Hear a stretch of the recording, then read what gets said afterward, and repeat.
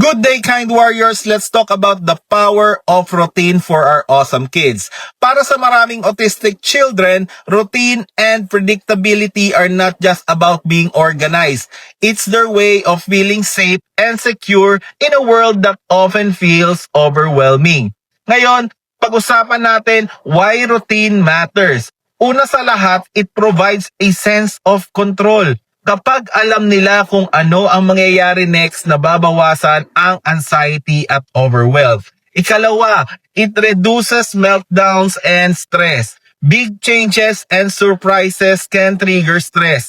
A predictable routine helps them feel calm and prepared. Ikatlo, it helps with transition. Kung structured ang daily flow, mas madali sa kanila ang mag-shift from one activity to another, like from playtime to mealtime. Alright? And ang huli sa lahat, yung ikaapat is yung it builds independence over time. With consistency, autistic kids learns daily life skills step by step.